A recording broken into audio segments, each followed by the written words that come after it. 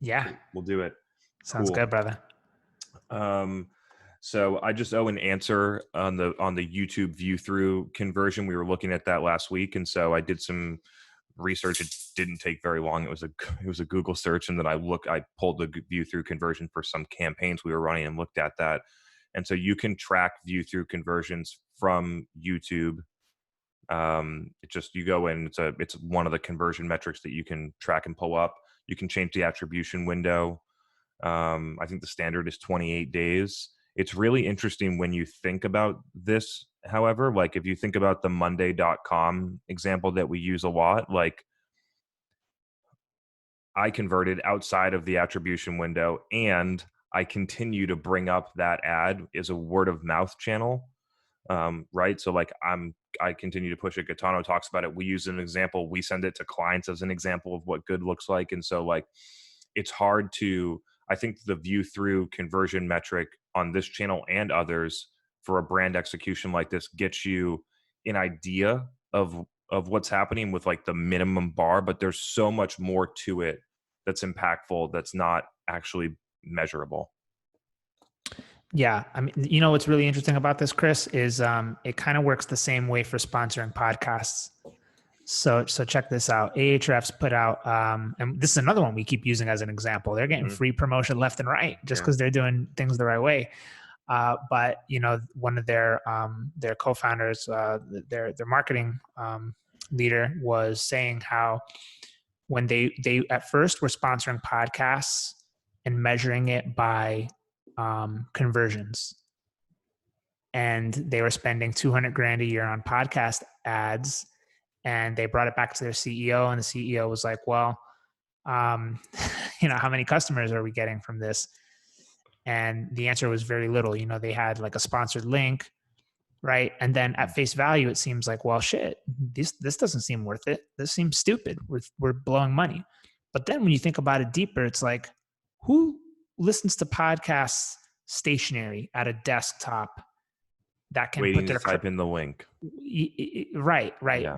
But like when you're listening to a podcast, you're traveling, you're at the gym, you're walking around, right? You're on a flight, all horribly inconvenient times for buying something.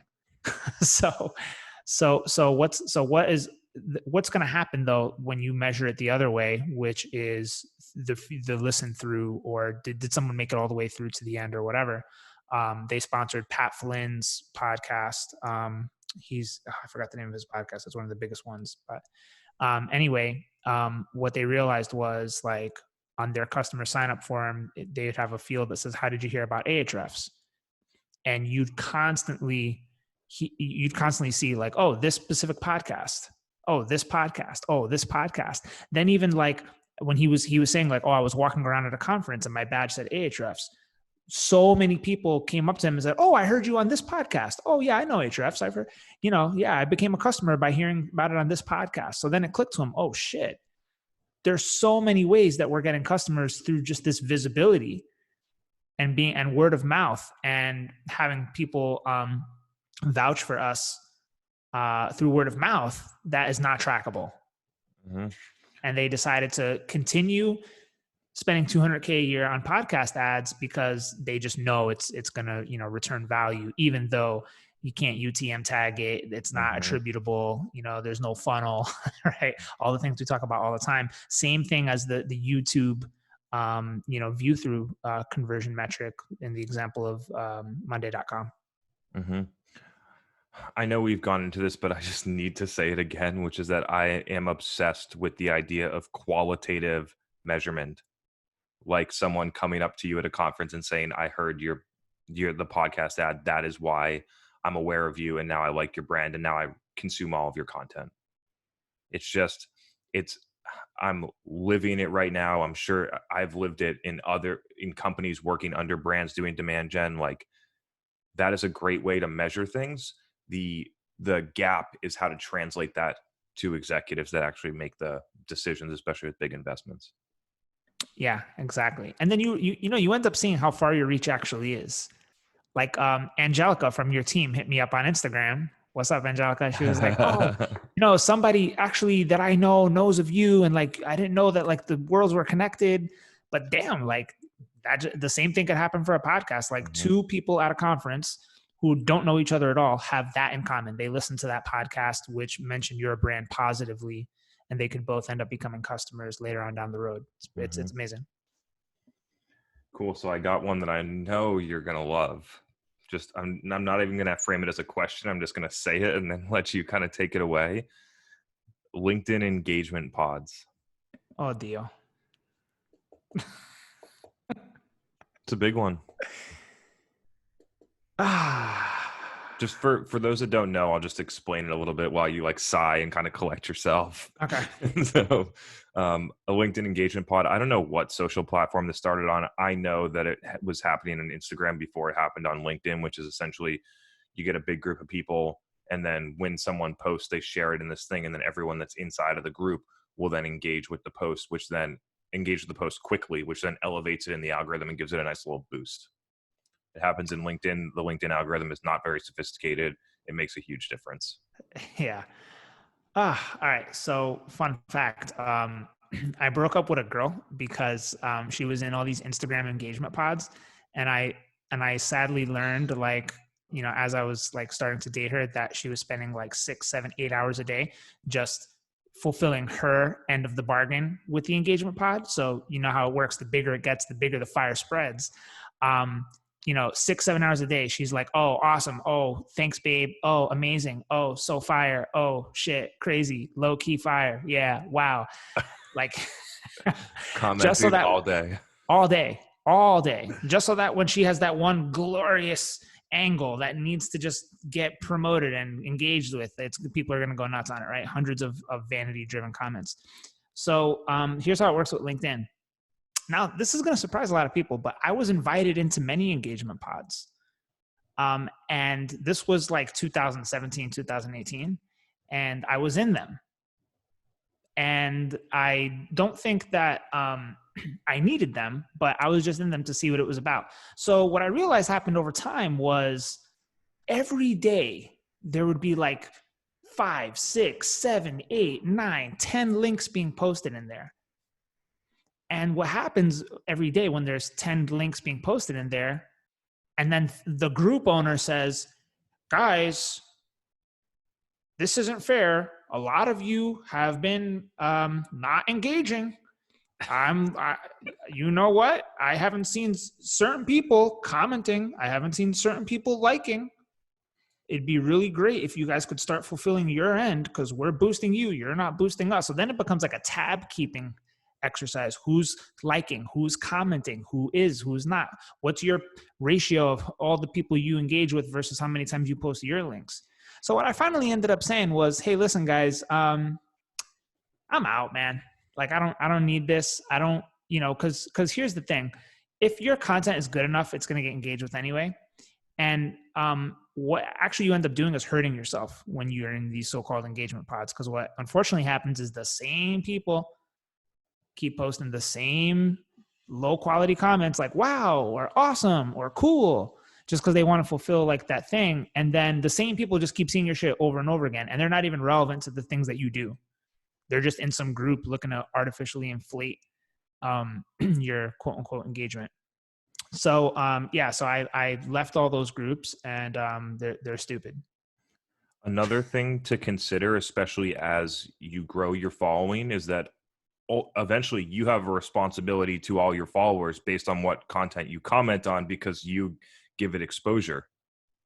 And so if you're commenting on low quality content, which then puts it into the feed ongoing to the people that are following you, they might start to tune you out. Now that's a huge one, because it's something that a lot of people don't recognize. You don't recognize it, but you have a responsibility to protect your voice and your presence and your brand, your digital footprint. You know, what I realized was me being in that, you know, quote unquote group, engagement group, whatever, they were benefiting way more from me than I was from them. You know, yeah, big deal that, Larry, the sales guy, has 20 followers and he comments great job on my post when I have far more. And me commenting on his post is going to ignite extreme visibility Whereas him commenting on my post is going to, you know, do nothing. What's the point? You know, and it's not even relevant to the things I'm talking about. You know, it could be someone like, and this is the thing that really got annoying about it. You'd get these posts with like this little commentary under it, like, hey guys, I'd really appreciate some engagement today. Or, hey guys, I'd really appreciate some boosting. Hey guys, my favorite one. Hey guys, I'd love some amplification on this one. Or, please amplify. So, you know, I'm not going to amplify dog shit content. I'm just not going to do it. So, you know, your stupid ebook that you're promoting, or, you know, social selling versus cold calling stuff that like is not relevant anymore, like whatever, like the bottom line is just don't get sucked into the dark hole of LinkedIn, you know, spam pods and engagement pods and trying to game the system just to look more popular and more cool. It's not going to get you more revenue. It's not going to get you more customers. It's not going to get you more PR. It's just going to be a waste of your time. We still have 17 minutes. Did you just want to leave now? Because I think you just crushed it. I mean, you guys know the deal. I mean, I think people know the pod stuff is going on, but just be better. Just say no. Mm-hmm. Now, there is a software company out there that is creating pods. I don't know if you know that. I don't even know how they are allowed to exist, but they're making money off of the idea of creating pods. It's nuts. Didn't know that. So transitioning here, 2 questions that are sort of like intermingled, but I'm actually going to ask them separately. So the first one I think should be quick, or maybe we can riff on it. We'll see. But it's like, is there an appropriate time to gate content? And if so, what? Yeah. So I've worked with like SaaS companies where the audiences are like really dumb. I just don't know how else to say it, but I'll just say it that way. Like they just will fill out anything. And they'll consume a lot of content because that's just the kind of audience it is. Like they love ebooks. There are, believe it or not, there are some types of audiences that love it. Like to growth marketers, yeah, that was so 2008. But to like, I don't know, say. I want to hear an example. Yeah, an example is like HR. Like HR professionals. Like they tend to be drier people. They tend to have more time on their hands. They're project-based work. They're doing project-based work. They're not doing performance-based work. So it's not like sales where your whole day is packed and you've got to make the most of every minute. You know, if you're an HR, you know, tech executive, whatever, you probably have a lot of time on your hands to read and learn and all that kind of stuff, right? So those audiences tend to consume content more easily. And with those kinds of audiences, you can actually be very successful with gating content. Now, that may be a rare case. Like it really just comes down to knowing your audience really well. That definitely wouldn't work on growth marketers. That definitely doesn't work as much on salespeople. You just got to know what your audience is about and how they like to consume content. But it does work on certain audience types. You just got to figure out who they are. Right on. I mean, there's 2, I think, where I would consider gating it. The first one is the registration to something like this, because it's basically required to get in the room.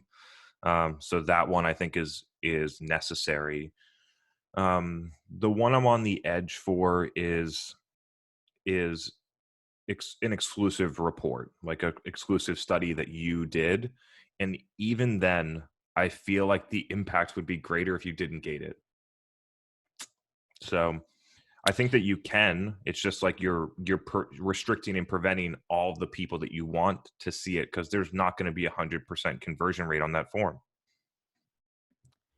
Yeah, I did. I honestly agree with you. So I think, you know, it comes down to this thing we always talk about as well. We talk about this almost every week, but it's like, let's say you want to buy Qualtrics and you want to engage in market research and you want to put money behind it and you want to partner up with a big corporate partner, like, I don't know, you know, just some big corporate brand, right? That's going to put like money and firepower behind it.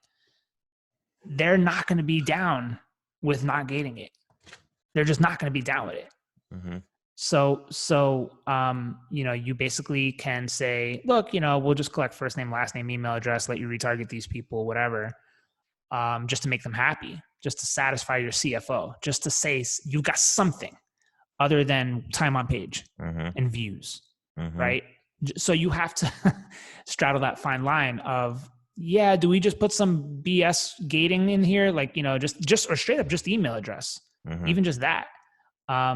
Where half the people are just going to use fake email addresses and stuff anyway because they just want the content. But CFOs and partner companies are going to want to see something.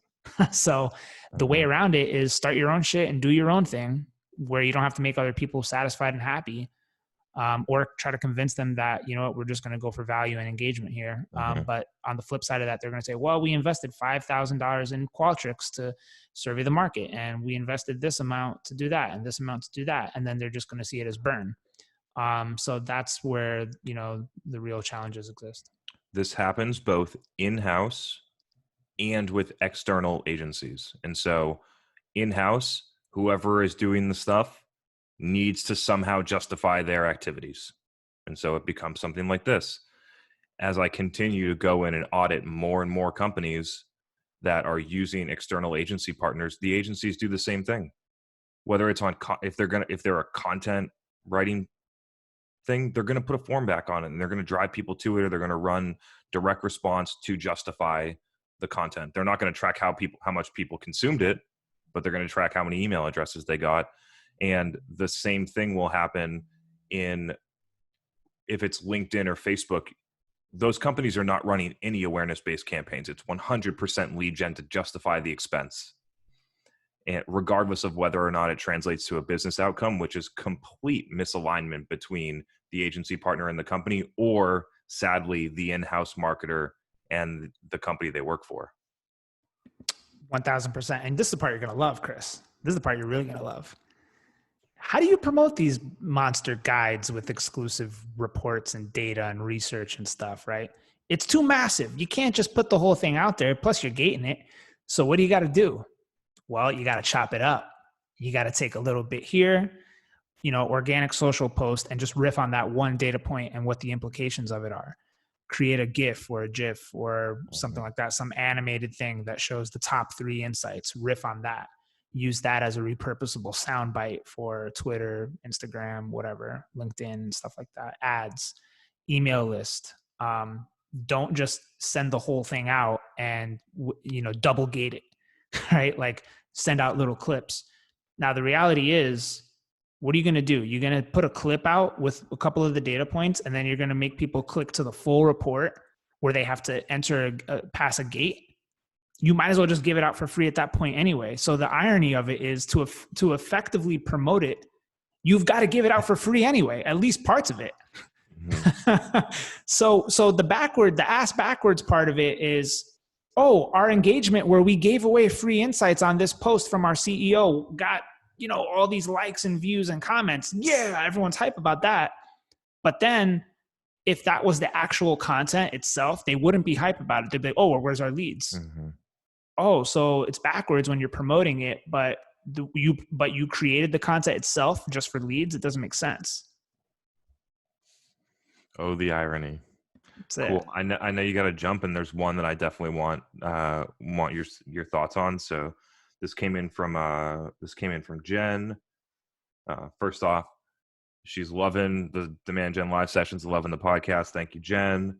And the question is, if you were to spin up an inbound program, I'm just going to insert demand program, not inbound, just because I think that term is misunderstood. So if you're going to spin up a demand program for a SaaS company, where would you start in terms of marketing channel investment? The backstory is the SaaS company has a successful outbound program and has locked in many large accounts, but they have not been generating any inbound leads. The focus of inbound generation is to focus on the mid-market velocity segment, not the enterprise. I could start so many places. As always, it comes down to, you have really, from the way I see it, is you have a couple of components. You have organic and paid, you have search volume, and you have click potential. So you have traffic potential. Then you start to break it down at the keyword level by what has good purchasing intent and looking at like the commercial value of those terms. And then once you have an understanding of that component, this is the most important component, but finding out from those existing customers you already have, hey, if you were to search for this, I know we went outbound and we acquired you as a customer by going outbound, but if you were to search for what we have, like what would that process look like? If it was the opposite way, what would you have done? What would you have searched for, right? Talking to those customers, and not just one or two of them, you got to talk to, I think, at least 10, 15, ideally like 20. Talk to your sales reps, and then start to formulate an inbound strategy based off of those ICPs that are your highest and strongest potential.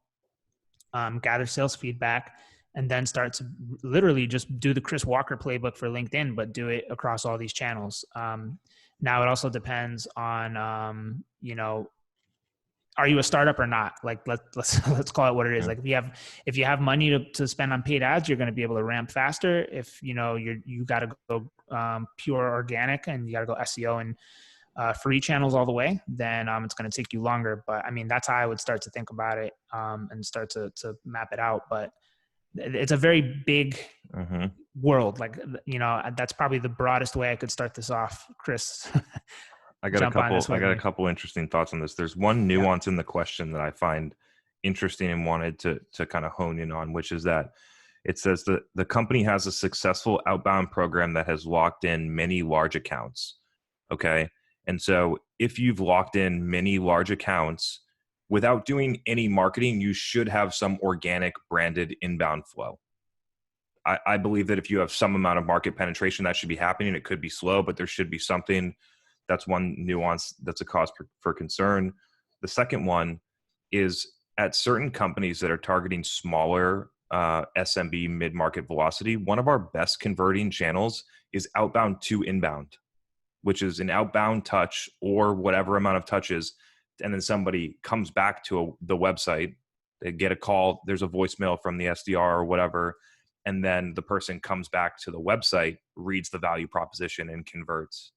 And so if neither of those two things are happening, that is something that I would look farther into, because there should be one of those two things should be driving some volume. Yeah. I mean, if you're doing outbound and you've been successful at it, well, you should already know what your ICP is. And then you should just build content around that. That's literally the game plan. Like find out what where you've had the most success in terms of doing outbound to your existing ICPs, what kinds of companies, what kinds of job titles, what kinds of people, right? And then just building solution focused content around that, finding out where those people consume content, what channels they exist on, and just go from there. And when it comes down to it, like the general approach is basically cover your positive ROI keywords on Google AdWords. If you're from a paid perspective, Gaetano can weigh in on the organic, but cover your positive ROI, high buying intent keywords on Google AdWords, transition to highly targeted paid ads that create new demand and educate buyers on typically Facebook. You can get to them if you have a high ACV product or whatever. You can get it done on LinkedIn. It's just a lot more expensive. And third, produce some long form content pillar and put it out on LinkedIn as much as possible. That's the playbook. I mean, that's it. and then there's an SEO play that gets inserted at some point, depending if you're starting from zero, you're gonna have to get results. That would be unless SEO is a core strength, I feel like you can do a lot of work and not get much out of it. I guess that's true for anything. Yeah, that's true. That's true. And then the last thing on it too is like, if they're already getting big customers, I would assume the product is expensive. If they're doing outbound and they're getting big customers, you typically don't do outbound and get big customers. If you have an inexpensive product, you would build inbound as the origin muscle. But if you're doing outbound and you're getting expensive clients or big clients to spend big money, that also usually means for Google ads that branded traffic is going to be the highest converting traffic, because a lot of the non-branded terms are going to be more research oriented, and they're going to be very crowded already. So your best bet is actually going to be building strategies that position yourself in a favorable light against your biggest competitors. So that's where talking to sales teams and finding out, all right, well, who do we typically go up head to head against when it comes down to the final stage of this deal? It's usually between us and someone else. Who is that? How are we better? What are our core differentiators, right? What are the reasons why people choose us over them? And then the reasons we lost, why did we lose? And then start to create that comparison table content, that us versus them. And that's how you really win in SEM, in terms of like ramping up lead gen at a good cost and getting high quality, high intent traffic.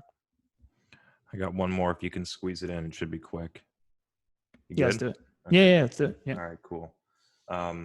So I think as I continue to have more conversations with companies, relatively big companies, $25 million company that wants to outsource content production. And so I just wanted to talk through, what your thoughts are on that. Do you think that it's not something that we do? If I was the CEO of a company, I would want it to be done in-house, but just wanted to understand your perspective and when would be good times to do that and when not to. Yeah, man, this one's tough. I'm just going to be straight up about this. Outsourced content production kind of sucks. I think there are like small percentages of the time where it may be worthwhile, but let's be real. Case studies, for example, how are you going to outsource that? You're going to have some outside agency come in and interview your customers and do write-ups on it. You're not going to be very successful doing that. Product content, product pages. How are you going to have an outside agency know the product better than you? How are they going to market to your customers better than you can? I just don't see how that's a reliable strategy. Feature content. What are you going to do? Have an outsourcer, freelancer write feature page content? It's not going to work. It's also a Band-Aid for a bigger problem, which is why do you need someone else to do it? And why do you think that they can do it a level that's better than you? Because you know your customers, you know your product, you know your competitors, you should know your market and the landscape, right? I don't see how a lot of outsourced people, whether it's a freelancer or a lot of different people, come in and provide that level of expertise. Yeah, exactly. Like if you're doing pure top of funnel and it's fairly generic content, then maybe it makes sense, but why would you even invest your time doing that? Mm-hmm. Why would you invest your time doing generic top of funnel content? That I don't think that's a wise move. I think your best bet is, like Chris said, doing the actual work to understand the industry, understand the product, understand the customers, align with sales, get them to tell you whether or not something's realistic when it's written from a marketer's lens, have somebody from the product team review the content that you're creating, figure out if it actually does solve a need, that you're not just creating vanity traffic. I mean, there's always going to be some degree of that when it's inbound, but at the end of the day, it's like, you have to understand that outsourcing content, there's going to be a price to pay for that, not just with the upfront costs, but the man hours involved in proofreading everything, correcting everything, telling them, oh, this is wrong, this is wrong, this is wrong, oh, this isn't factually accurate, fact checking. The opportunity cost of not knowing how to do it in the future. Exactly. I love the idea. There's a company called Sweetfish Media that's doing it. I'm sure that there will be other companies in the future that do it for other things. They do it for a podcast. They don't do it for you. They just create the framework so that you can do it. I think it's a really interesting model. If you think about in 5 years, do you still want someone writing your case studies? Would it be a good idea to figure out how to do it yourself? Mm-hmm. Yeah. Yeah. Well, I mean, the problem we had at Pipedrive when I was there was there were no salespeople on the marketing team, and we had to produce sales content, and it was hard. So what did we have to do? We had to interview our VP of sales. We had to interview our sales managers. We had to hit up sales managers from partner companies that we worked with to create content, to ask them, run them through questionnaires, have them proofread our shit, fact check it. And it takes it, because here's the other flip side of that. Salespeople don't write content. They're not going to sit around all day writing, 4,000 word guides on how to be a better sales manager. So a marketer has to write that, but it needs to be fact checked and factually accurate, and it has to resonate with the audience. Salespeople are going to sniff that out all day. Same thing if you're creating technical content. Let's say your target buyers are like CIOs. If you're just a bunch of fluffy ass marketers trying to write, tech IT nerd content, yeah. Even worse when it's outsourced, right? 10 reasons why you need to migrate to the cloud now. Yeah, I've seen that a million times. Some shitty ass company got outsourced that assignment, big whoop. If I'm the CIO of Bank of America, and I see that, I'm just going to laugh and move on, and I'm never going to look at your company again. Right. So that was really funny. It's just reality. So yeah, buck up, learn how to do it yourself. And just, it's like that book, The Hard Thing About Hard Things. It's like, you got to just do it. Mm-hmm. Cool, man. Sounds like a great time to close. I know you got a call. I'm sure all of us, or at least I am, I'm sure the audience too, very happy that you could join us. Thank you. Yeah, Thank man. You. John says he wrote the 10 ways to move to the cloud article. Ugh. May God have mercy on your soul. All right. Well, thanks everybody. Right, I'll catch you all next week. Have a great one. Peace out. Later, Chris. Good to see you, man. Have fun for the rest of the night, man. Take it easy. Talk to you soon. Dave doesn't agree. All right, I'll let you unpack that with Dave. I love how Dave is the contrarian. I love you, man. Take care. Mm-hmm. See ya. Cool. So Dave, let's debate that in a minute. Just going to switch gear here because there was a question that I want to get to, and then now there's just me. Feel free to drop stuff in. We can go back and forth. We can get people off mute. Talk about a specific question or something that you're working through. Happy to help. The last question that we got that I'll cover now is I want to hear your perspective on recruitment marketing. Over the last 4 to 5 years, recruitment marketing or employer branding have really taken off. Treat candidates like customers, create customer-centric, candidate-centric content. What are the KPIs that recruitment managers are not considering? They're not marketers by trade. So I think there are blind spots. So to start, this is not a topic that I pretend to be an expert in. I'm just going to kind of like give you my gut reaction on the first couple things. And so I think that this is going to be a tough one to measure because there are so many things that impact the success of this. Perhaps it's just like, if you want to try and translate it to the same type of marketing metrics, be my guest. But I think that there's a difference between the example that I think about straight away is that, like, I have a feeling that HubSpot is a great place to work. I've never worked there, but that's what I feel. I feel that because I know the people that work there. I like them. They seem to be happy. I've been into their office. It seems pleasant and delightful. And there was like this little robot that made me tea. So like, it feels like a pretty cool place.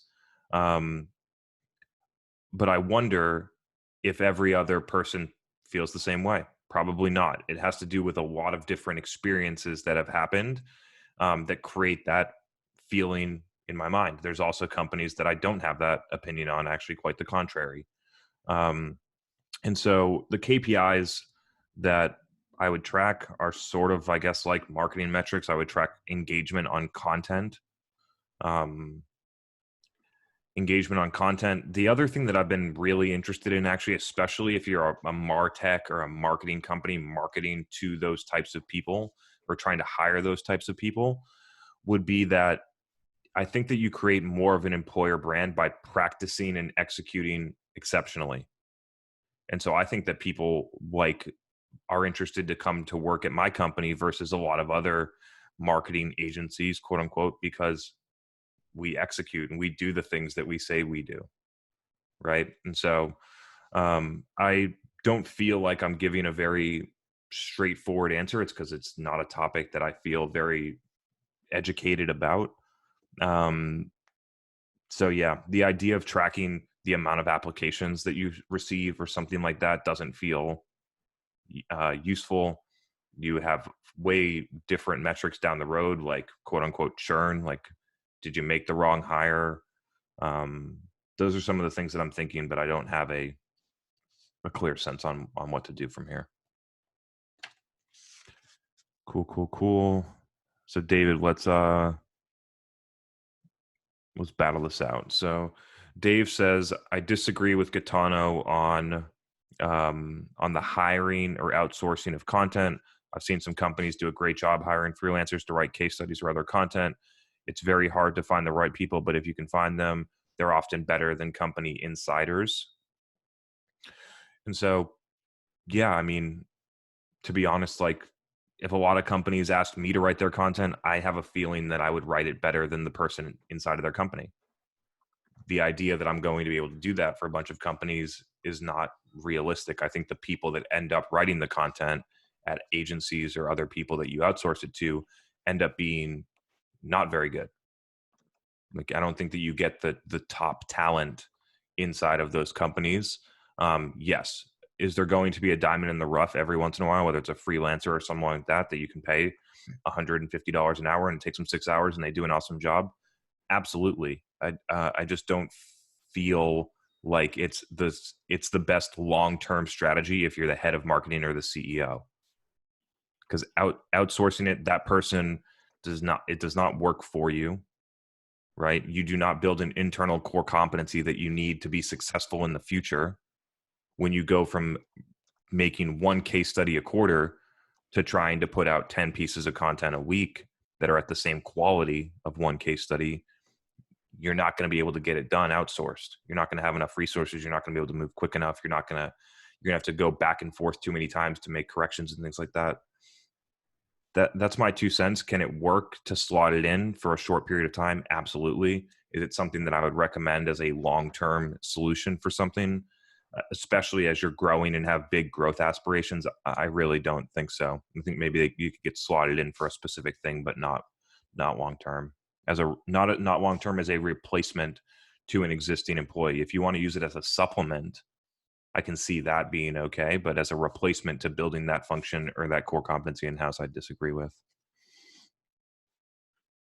So, Chris, I don't really disagree with anything you said. I just thought Gaetano was a little categorical in his saying, you shouldn't do it and you can't find a good person to write a case study. Maybe that was you who said that. Mm-hmm.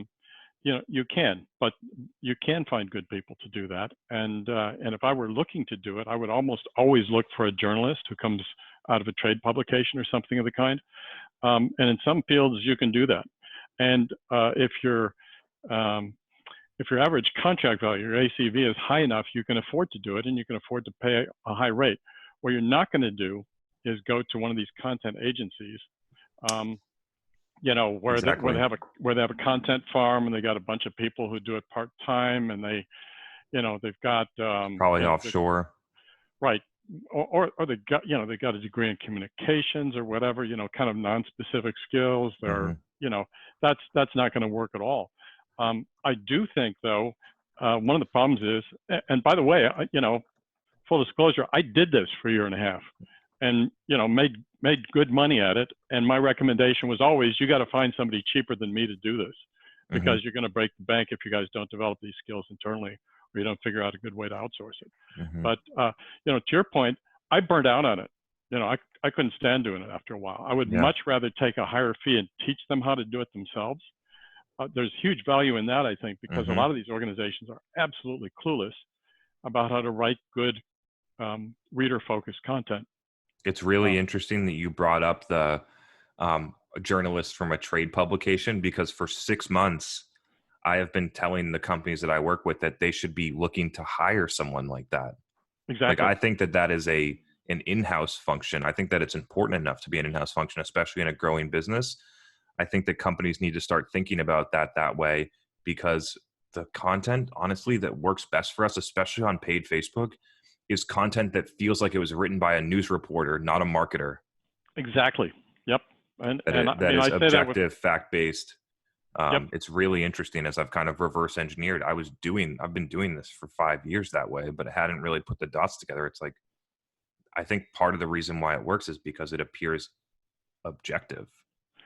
That it's obviously it's not 100% unbiased. You're working for the company and you're writing the stuff and you have an agenda to push, but being more objective and more balanced in the piece, I found has been, I think, one of the core reasons why it's been successful. And knowing how to tell a story, right? Just in a way that's engaging, figuring out what the story is and all that. You know, I mean, I've got this prejudice. I have a degree in journalism, so you know, that's what I learned long before I learned marketing. But I just, you know, Gaetano made that comment about how I'm often contrarian. You know, the lens I'm looking at this through, you guys almost, not you so much, Chris, but Gaetano is almost always looking at it through the lens of transactional deals, lower value ACVs. I've spent my entire career working on really, really big deals, you know, tens of millions of dollars of deals. And the thing that always causes me to speak up is when people talk about B2B as if all B2B is equal. And of course it's not. Low end B2B has a great deal more in common with B2C than it does with high end B2B.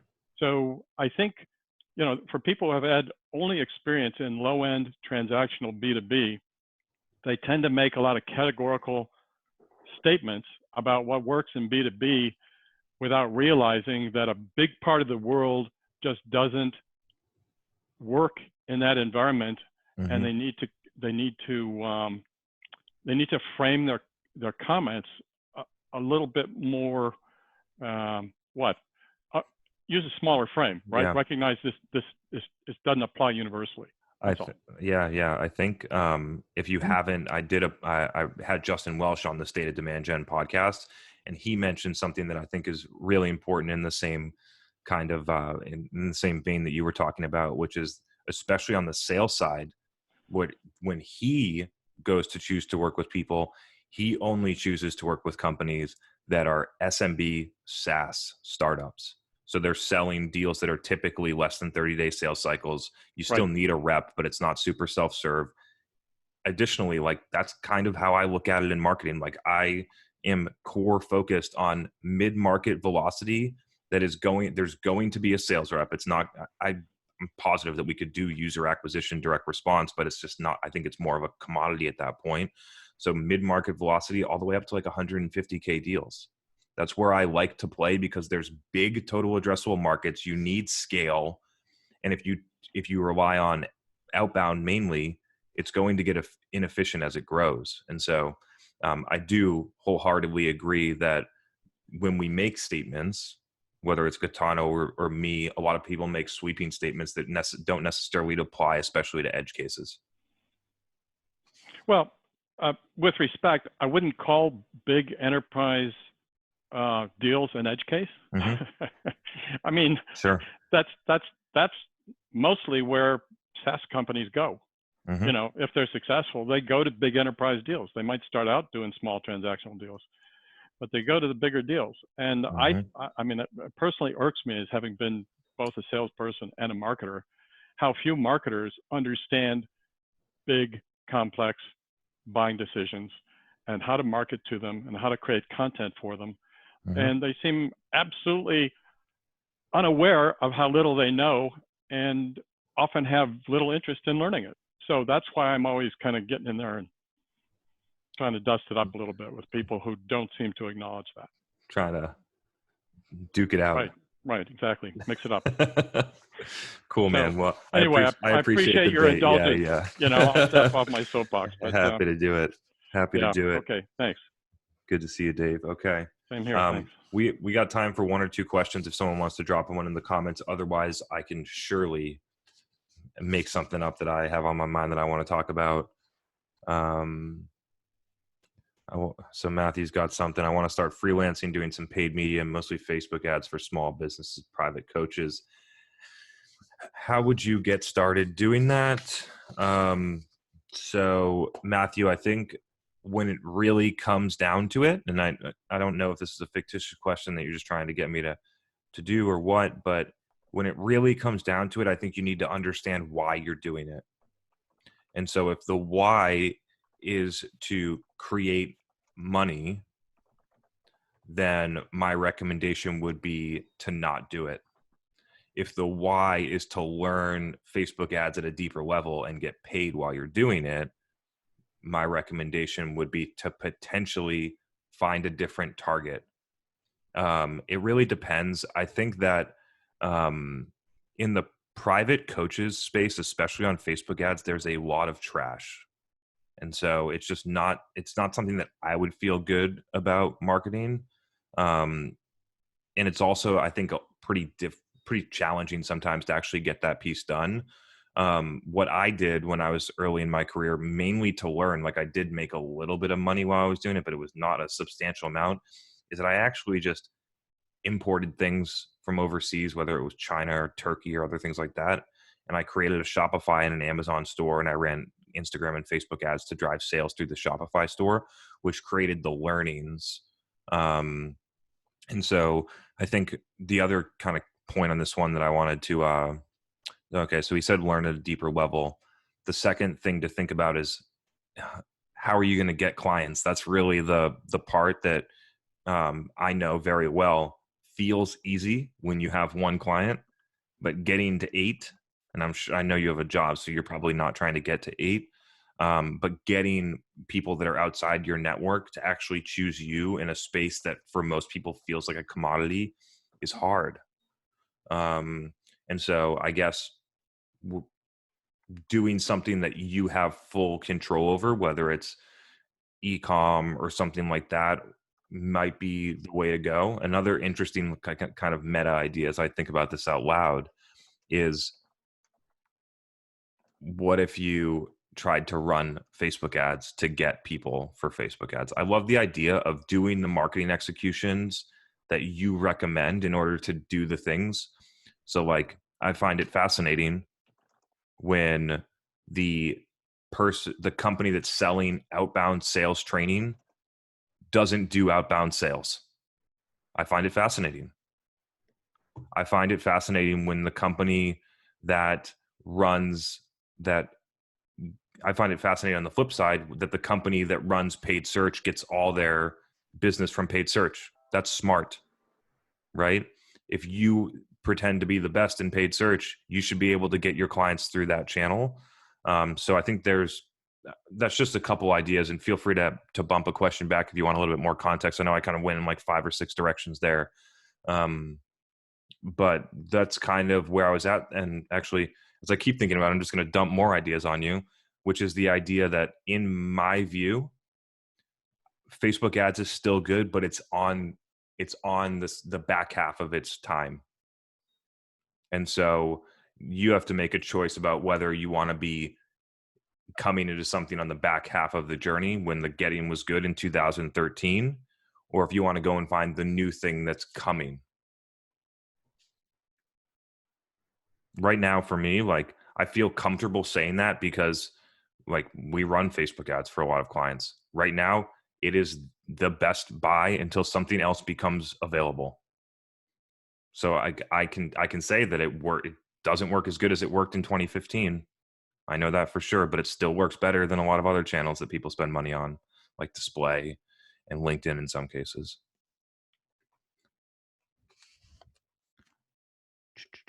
Josh has a comment here, plus 5,000 to the outbound sales trainers that get 100% of their business inbound. It's really interesting.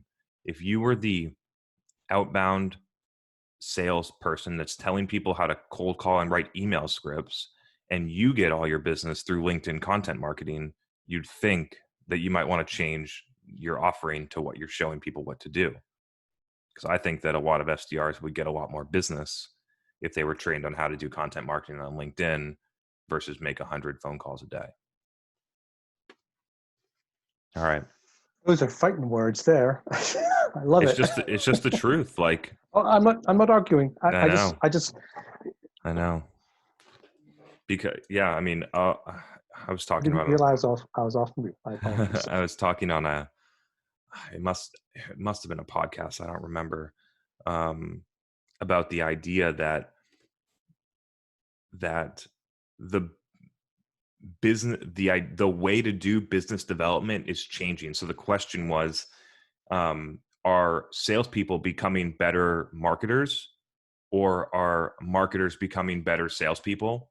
And my answer was that marketers are not becoming better salespeople. That is clear. Like, the reason that I know that is most marketers never talk to a customer, never engage in a sales conversation, never make a phone call to an inbound lead. So marketers are not getting better at sales for the most part. That's a generalization, but for the most part, that's the way I see.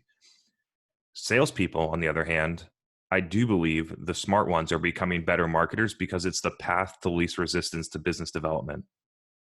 It's just more effective than the traditional ways of doing it. And so that's what I see. I see smart people, whether they're starting their own business consulting firm, selling a product, trying to get a better job, trying to get customers. Smart ones are figuring out that copy matters, posting on social matters, creating video content matters, even if you're using it in a traditional sales outreach channel like LinkedIn DM or something. So that's what I'm seeing right now. I would expect that more salespeople move in that direction because it's going to help them get to quota. So cool. Let's see here. Most marketers have never sold anything in their lives. And by the way, like, I'll be very transparent on this and then we'll close out. Like, I've been doing a lot more sales than I did earlier in my career over the past 18 months. We're a growing company. We're not paying a salesperson to do that. So I'm doing it all. I have a lot of respect for the work that it takes to be a sales rep, and the discipline and the customer understanding and the ability to juggle a lot of things, knowing that they have short-term goals that I have the luxury of not having. So if I had those things, it would put me in weird positions that would potentially make me do the wrong things that I don't like to do. So I don't do them. But a lot of people have their job on the line.